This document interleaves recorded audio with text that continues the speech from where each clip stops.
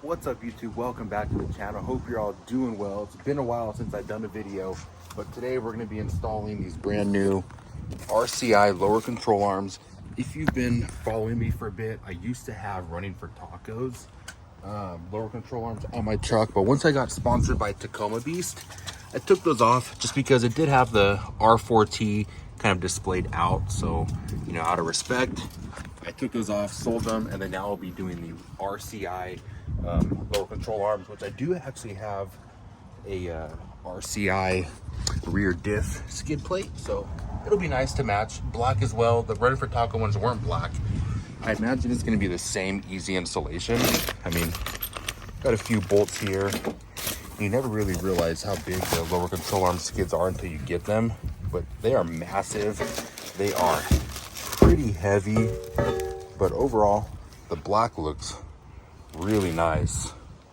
So get these on tacomabeast.com, and if you're interested, you can get the merch t-shirt I'm wearing, the lower control arms. Use code TACOMAN5 and you save a little bit of money, so stay tuned. If you've never considered getting a rear differential skid plate, let me get underneath here, I highly recommend it. So even when I had this, so here's the skid plate, there's a pinion cover that I didn't put on, which I need to do that still, but I went off-roading, hit a rock, hit my pinion seal, busted it open, oil was leaking, and had to go get that all replaced. So definitely don't want that happening if you're somewhere like out remotely and you have no service or anything like that. So get a rear diff skid, put the pinion piece on, which I'll be doing that probably this week, and protect all of this. I thought that was the last thing, but really consider this as well. If you're going to be off-roading, you may not have realized that your gas tank is only protected by this plastic. Flimsy, no protection really whatsoever. If you hit a rock, pierces up there, hits your gas tank, starts leaking, you are going to have a big problem. So I do have a long bed gas tank. I can't remember if it's aluminum or if it's steel, but we will be getting this covered and protected, which will be huge. So stay tuned for that video as well. And it looks like I may have hit mine because it kind of is sagging back there, but may not. It may have just been like that. If you guys are thinking of putting on lower control arm skids, I highly recommend you driving up on some type of ramp, because it is, even with my lift, it's hard to get underneath the lower control arms to put in the bolts. But overall, it's a pretty easy installation. So you've got, sometimes that bolt, I don't think this bolt hole was even used on my last lower control arm skid. So you have this one for sure, and there's one back here somewhere that may be used, and we'll see if this one does get used. It may not. And then also, it's good to just make sure everything is still aligned. What I mean by that is, you can see the company that I go through, Cielo built, marks certain bolts that you want to check to see if they've moved at all. Those are all still good. So up here, looking good still. So yeah, just a good thing to do, inspect everything. All right, I got all the hardware separated. You've got these 4 smaller washers, 4 larger ones, 2 small locking nuts, which I find a little weird because there's 4 bolts. You have 4 bolts of the same size that would go with these little locking nuts, 4 larger ones with whichever of these 4, I don't know yet, 2 largest, middle, and the smallest. So, oh, and then these weird washers, you kind of have these spikes on the end of them. I forgot to say this, but this is very important. On the description for RCI, it says that these lower control arm skid plates are not compatible with the TRD Pro model skid plates, which the TRD Pro skid plates is different than what is on the TRD off-road. This is a very thin aluminum, very flimsy skid plate. So I ordered these thinking that they would fit. However, when you line them up, they don't fit. The lower control arm skid plates touch to about here, which barely clears that bolt up there. So what I'm going to do is get something to cut back a tiny bit of this. And it actually says in the description that you do have to do some cutting. All right, we got the Dremel and it should do the job. You know, if anything, I kind of just needed to score it and then I could probably bend it out of there. Bend the little piece, but metal blade on here, see if it works. But I wanted to do the passenger side for you guys first before I actually show you the cutting. I mean, you might not even care about the cutting, you just want to see the end product, but that's how much I had to cut back.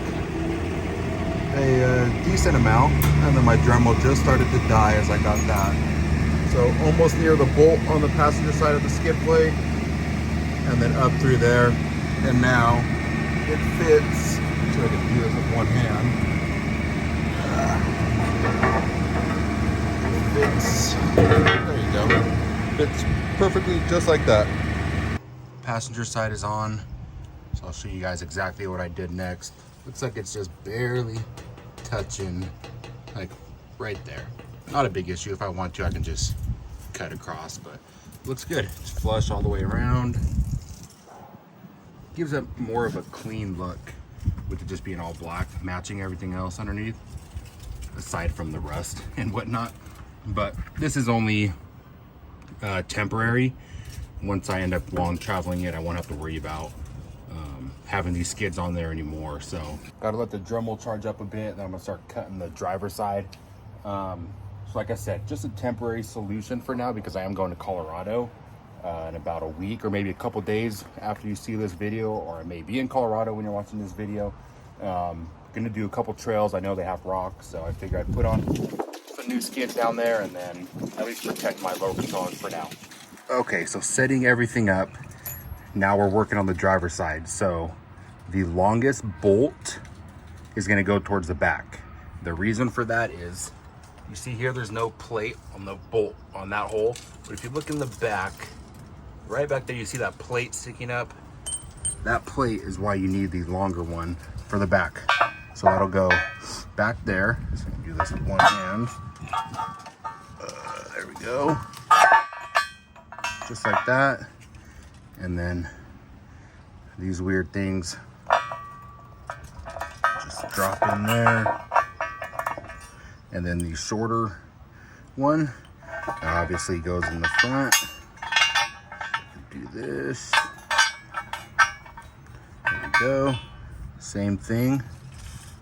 One of those on there. And the good thing about these is they actually keep the bolts in place when you're lifting it up and trying to secure it. And then the small one, smallest bolt, will get a washer first. A little bit harder. Washer first. Like that. And then washer over it with the small bolt. All right, we got a fresh blade on the Dremel. I'm not gonna video myself cutting it just because I don't want, I'm sure you guys don't want to see me laying down making weird faces. I'm trying to concentrate, but probably gonna go like through here and then down. It's mainly making sure you get the height right and then just cutting back a little bit. And the last thing, just secure all 3 bolts down and we'll be good to go. If I didn't have to cut the skid plate, this would have probably taken me maybe 10 minutes each side at most. Yeah, probably about 10 minutes. It sounds about good. Having to cut it, obviously add a little more time, but this is a super easy install if you're looking at getting into doing your own installs and you don't have skid lower control arm skid plates. I mean, this might be a good one for you to start on because it's super easy and you can do it just yourself. Driver's side is secured and the passenger side is secured. Looks nice. If you guys have any questions, definitely let me know. Be sure to answer those for you guys. Make sure you check out my other videos. I do have a whole bunch of other installations.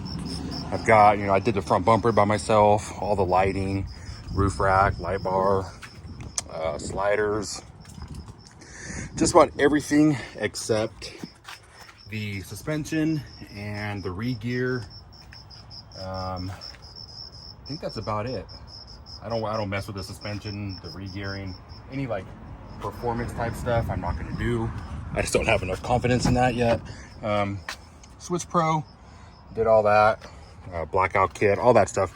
But I got links to all that down below. Be sure to check it out. Yeah, we'll see you guys on the next video. Take care.